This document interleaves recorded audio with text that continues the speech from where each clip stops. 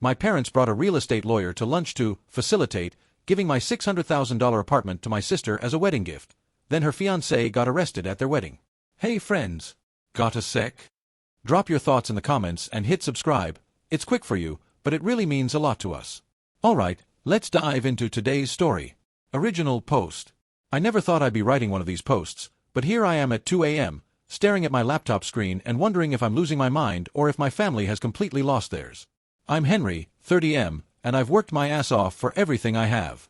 I'm a software engineer who started coding at 15, worked through college, lived on ramen and hope for years, and finally landed a position at a major tech company 4 years ago. 2 years ago, I achieved what felt like the impossible. I bought my own apartment in downtown Seattle. It's not massive, but it's mine. 2 bedrooms, modern kitchen, city views, walking distance to work. The mortgage payments are hefty, but I budget carefully and I'm proud of what I've accomplished. My younger sister Scarlett, 26F, announced her engagement 6 months ago to her boyfriend Marcus. I was genuinely happy for her. She's a sweet person, works as a kindergarten teacher, and Marcus seems decent enough, though he's been between careers for the 18 months they've been together. The wedding is planned for next spring. Last Sunday, my parents William and Eleanor, 58M, 56F, invited me over for what they called a family discussion about Scarlett's future. I assumed they wanted to talk about wedding planning or maybe discuss splitting costs. I brought a nice bottle of wine and showed up ready to be the supportive big brother. The conversation started normally enough. We sat in the living room where I'd opened Christmas presents as a kid, where I'd announced my college acceptance, where I'd told them about my first real job. My dad cleared his throat in that way he does before board meetings, he's a regional bank manager, and my mom sat with her hands folded, wearing what I call her serious church lady expression. Henry, my father began, you know how much we value family in this household. I nodded, taking a sip of wine. Of course, Dad. And you know that family means sacrifice, supporting each other, especially during major life transitions. Sure, I said, though something in his tone made my stomach tighten. My mother leaned forward. Scarlett and Marcus are starting their lives together. They're building a foundation for a family, for grandchildren. She smiled at that last word like she'd already picked out nursery colors. That's great, I said carefully. I'm happy for them. The thing is, my father continued, adjusting his glasses, they're facing the same housing market you faced. But unlike you, they're dealing with 2 sets of expenses, wedding costs, and Marcus is still establishing his career path. Marcus had been establishing his career path since I'd met him, but I kept that observation to myself. We've been thinking, my mother said, reaching over to pat my hand, about what would really give them the best start in life. What would be the ultimate wedding gift from a loving brother? The tightness in my stomach became a knot. What did you have in mind? My father stood up, walked to the mantel where family photos chronicled our lives, Scarlett's graduation, my first day at Microsoft, family vacations. Your apartment, Henry. We think you should gift your apartment to Scarlett and Marcus as their wedding present. I actually laughed. It came out sharp and incredulous. You're joking. We're quite serious, my mother said, her church lady expression intensifying. You're single, you have no children, you have an excellent income. You can easily rent something suitable for your needs.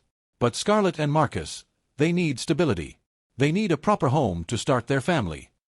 A proper home, I repeated slowly. You mean my proper home. The one I saved for. The one I'm paying a mortgage on. Don't be selfish, Henry, my father said, and those 4 words hit me like a slap.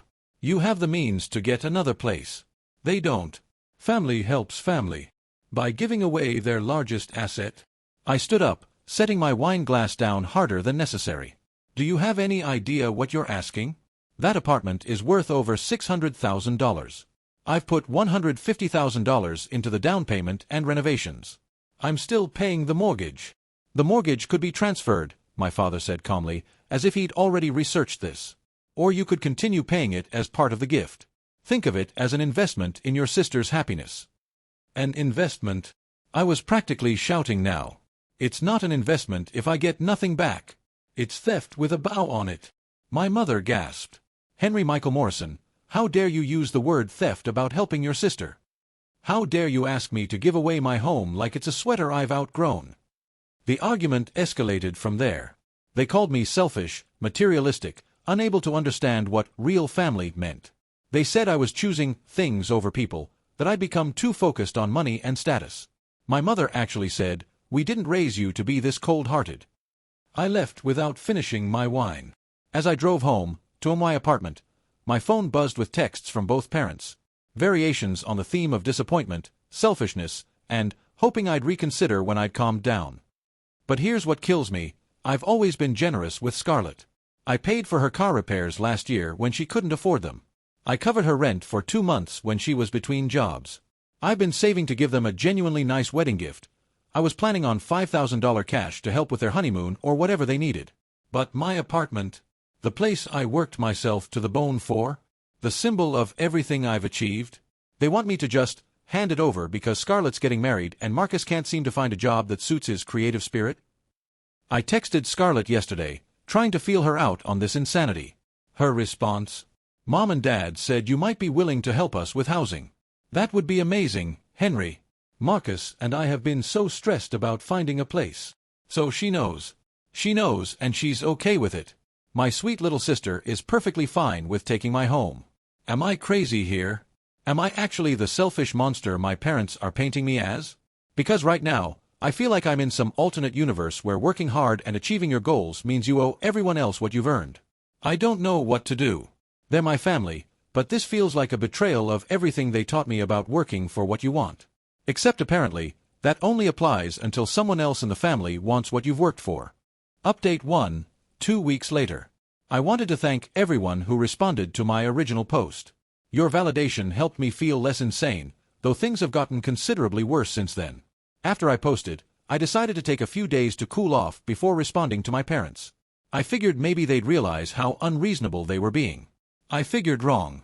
Last Tuesday, I got a text from my mother saying she and Dad wanted to meet me for lunch to discuss everything calmly and work out the details.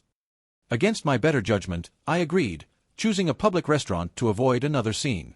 I arrived to find not just my parents, but also a woman in a sharp business suit sitting at their table with a leather portfolio and a tablet. "Henry," my father said, standing with a smile like everything was normal, "this is Patricia Coleman. She's a real estate attorney who specializes in family property transfers." I stood frozen in the entrance of this upscale restaurant where business lunches happened at every other table, watching my parents attempt to ambush me with legal counsel. "You brought a lawyer," I said flatly. "We brought a facilitator," my mother corrected, gesturing for me to sit. "Patricia has helped many families navigate these kinds of generous transfers. She can make sure everything is done properly, tax efficiently, and fairly."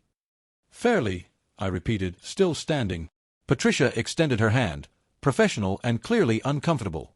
"Mr. Morrison, your parents have explained their hopes for facilitating a property transfer that benefits the whole family. I'm here to explain options, nothing more." I didn't shake her hand. "Did they tell you I haven't agreed to any transfer?" Patricia glanced at my parents. I was under the impression this was a family decision that just needed structuring. "You were misinformed." I turned to my parents. "This is unbelievable. You're trying to ambush me into signing over my apartment."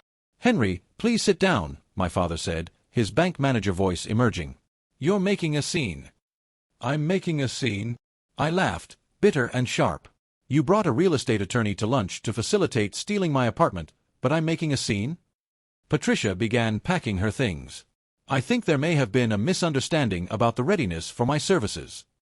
"Don't go," my mother said urgently, then turned to me with tears in her eyes. "Henry, please. Just listen to the options. Patricia says there are ways to do this that could even benefit you tax-wise."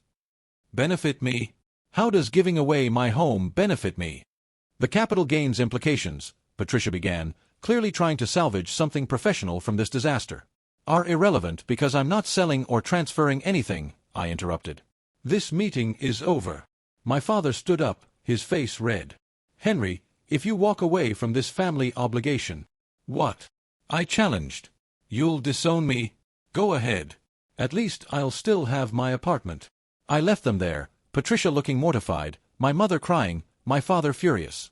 But that was just the beginning. The next day, Scarlett called me crying. Not angry crying, manipulative crying. "I know the difference after 30 years. Henry, I don't understand why you're being so cruel," she sobbed over the phone. "Marcus and I just wanted to start our lives together properly. Do you hate him? Is that what this is about?" "Scarlett, this has nothing to do with Marcus." "Then why won't you help us? You have so much and we have nothing. You have jobs. You have options. You have the ability to save and work for what you want like everyone else.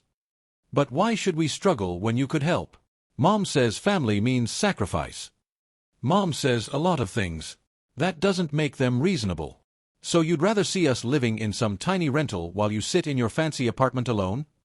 The word alone was wielded like a weapon. My single status has become their favorite ammunition. Yes, I said simply. I'd rather keep the home I worked for than give it away because you're getting married. She hung up on me. Since then, I've received daily texts from my mother about reconsidering your selfishness, email links from my father to articles about family support and generosity, posts on Facebook from my mother about some children appreciating sacrifice more than others, yes, really, messages from extended family asking why I'm causing drama during Scarlett's special time. The real kicker. I found out from my cousin that my parents have been telling everyone I promised to help Scarlett with housing and then backed out, making it sound like I'm breaking my word rather than refusing an insane request. Yesterday, Marcus texted me. Marcus, who I've spoken to maybe 10 times total, felt entitled to text me about my apartment. Hey man, I know things are tense, but I wanted you to know that Scarlett and I would take amazing care of your place. We're not trying to take advantage, we just need a little help getting started. I'm actually in talks for a great position that would let me pay you rent eventually. Think about it. Pay me rent. For my own apartment. Eventually. I responded, the apartment isn't available. Good luck with your housing search. He replied, your family is really disappointed in you. Since when does my sister's unemployed fiancé get to speak for my family? I've started looking into security cameras for my apartment. Maybe I'm paranoid, but I wouldn't put it past them to try to show up with a moving truck while I'm at work. I've also password protected all my documents and changed my locks. My parents had a spare key for emergencies. The wedding is in 4 months. I'm starting to wonder if I'll even be invited at this rate. Part of me doesn't care. The other part is furious that I'm being painted as the villain for not giving away my life's biggest accomplishment.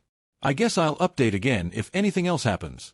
Though at this rate, I'm afraid to imagine what's next. Update 2, 3 months later. I genuinely didn't think I'd be back with another update, but the situation has escalated to a point I never could have imagined. After my last update, things went quiet for about 3 weeks. No texts, no calls, no surprise lawyer ambushes. I started to think maybe they'd finally accepted my position. I should have known better. They were just regrouping. It started small. I began receiving mail addressed to Marcus at my apartment. First just junk mail, then magazine subscriptions, then more official-looking correspondence. I returned everything to sender and texted Scarlett asking why Marcus was using my address. Her response, he needed a stable address for job applications. His current place isn't permanent. I immediately went to my building management and explicitly stated that no one except me was authorized to receive packages or access the building on my behalf. Good thing, too. 2 weeks later, my doorman Carl called me at work. Mr. Morrison, there's a gentleman here with a moving truck saying he's your brother-in-law and needs access to your apartment to drop off some wedding gifts. I don't have a brother-in-law, Carl. That's what I thought. He's being quite insistent, though. Should I call the police? Yes, and get his license plate. It was Marcus, of course, with an actual U-Haul. When confronted by building security and told the police were coming, he left quickly, but not before telling Carl that there was confusion in the family and he'd sort it out with Henry. That evening, my parents showed up at my office building at 6 p.m., knowing when I typically leave. My father stepped in front of me as I exited through the lobby. We need to talk, he said. No, we don't, I replied, trying to move around him. Your sister is suffering, Henry. This stress is affecting her teaching, her relationship, her health. Her stress is self-imposed. She can find an apartment like everyone else. My mother grabbed my arm. Henry, they've already put deposits down based on having housing secured. The wedding venue, the caterer, everything was planned assuming they'd have your apartment address for the invitations. You mean you all spent money you don't have based on stealing my apartment? It's not stealing when it's family. It is literally stealing. You're trying to take my property without my consent. A security guard from my building approached. Everything okay, Mr. Morrison? No, I said. These people are harassing me. Please escort them out. The look my mother gave me as security guided them away was pure venom. But here's where it gets truly insane. Last week, I came home to find my doorman looking concerned. Mr. Morrison, Your sister was here earlier. She said she'd left something in your apartment from when she visited last and needed to get it. I told her she wasn't on the authorized list, and she became quite upset. Did she say what she'd supposedly left? Her wedding planning binder, apparently. She said it had all her vendor contracts. I'd never had Scarlett over with any wedding binder. This was an attempt to gain access. Then, 2 days ago, the real bombshell dropped. I received a formal letter from a law firm, not Patricia Coleman, but a different one. The letter informed me that my parents were exploring legal options regarding the equitable distribution of family assets and potential constructive trust claims on my apartment. The grounds? That they had provided me with advantages during my childhood and education that Scarlett didn't receive, creating an inequitable family situation that should be remedied. Their claimed advantages. 1. They paid for my coding camp when I was 15, $3,000. 2. They let me live at home for 6 months after college while I job searched, estimated value, $6,000. 3. They gave me a car when I graduated, a 10-year-old Honda worth maybe $4,000. Total advantage, $13,000, if you're generous with the math. Value of apartment they want, $600,000 plus. I immediately hired my own attorney, Catherine Chen, a friend from college who specializes in property law. Her response after reviewing everything, this is legally nonsensical, but that doesn't mean they can't make your life hell trying. She sent a cease and desist letter and made it clear that any further harassment would result in a restraining order. She also discovered something interesting. Marcus has been telling people he's about to close on a downtown property and has been using my apartment's address on job applications, listing it as his upcoming residence. The wedding is now in 6 weeks. I haven't received an invitation, though I heard from my cousin that they're still planning for 150 guests at a venue that costs $15,000. Money they apparently have for a party but not for housing.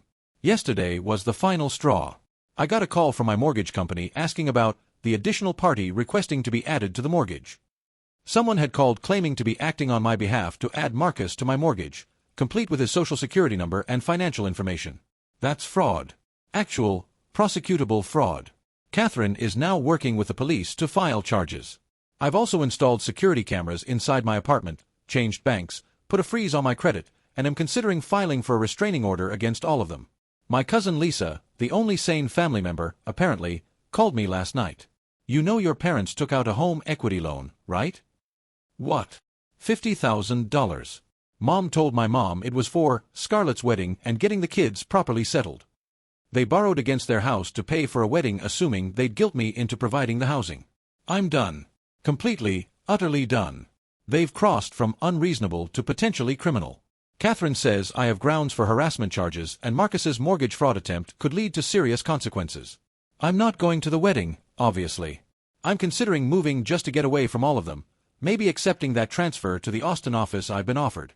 Family is supposed to be about love and support, not theft and manipulation.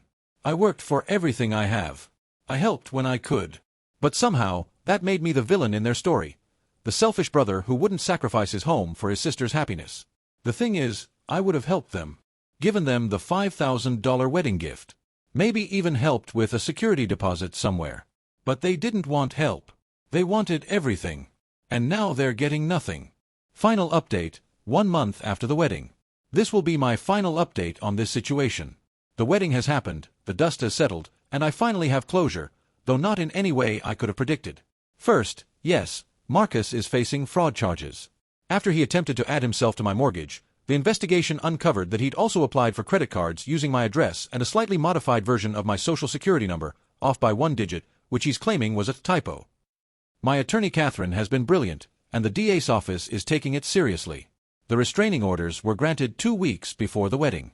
My parents, Scarlett, and Marcus are all prohibited from coming within 500 feet of me, my home, or my workplace.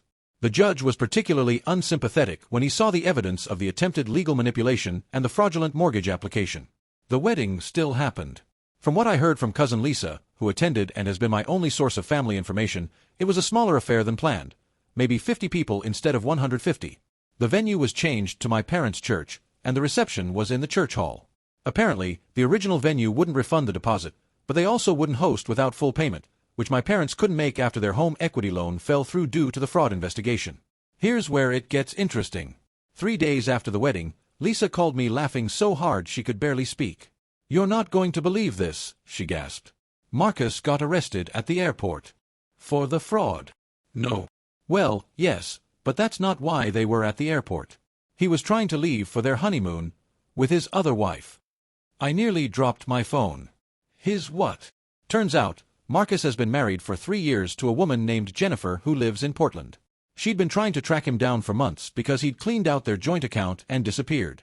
She'd hired a private investigator who traced him to our city just in time for the wedding. Jennifer showed up at the reception with the PI and a police officer. According to Lisa, she walked in during the father-daughter dance, marched up to the head table, and announced, "That's my husband." The chaos was immediate. Marcus tried to run but was tackled by Jennifer's PI in the church parking lot. Scarlett fainted. Actually fainted. My mother screamed that Jennifer was lying, that I'd probably hired her to ruin the wedding, because everything is my fault, apparently. My father had to be physically restrained from attacking the PI. But Jennifer had receipts, marriage certificate, photos, joint bank statements, text messages where Marcus talked about visiting his sick mother. He was visiting Scarlett. The police arrested Marcus on the spot for bigamy and the existing fraud charges.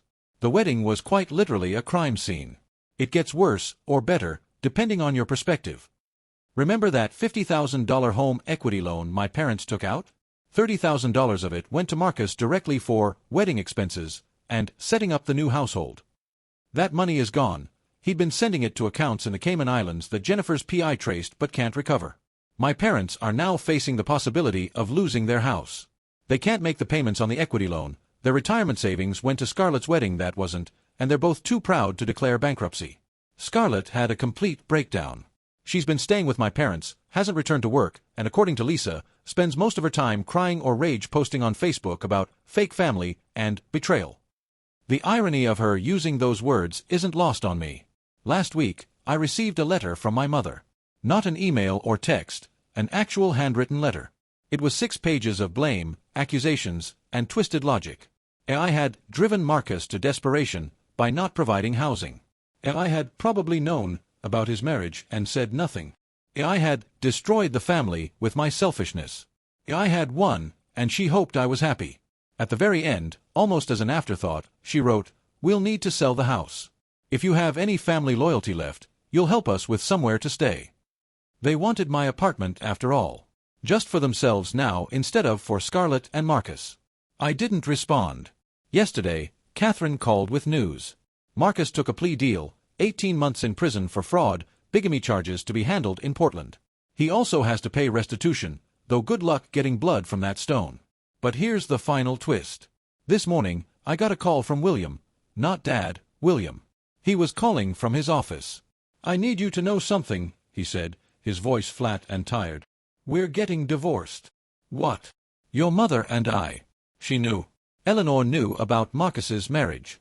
She found out a month before the wedding. She thought if they just got married quickly enough, the paperwork would sort itself out. She convinced me to take out that loan, to push you harder for the apartment, all while knowing.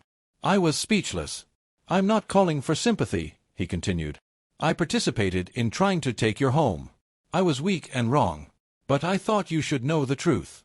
Your mother corrupted this entire family with her favoritism toward Scarlett, and I let her."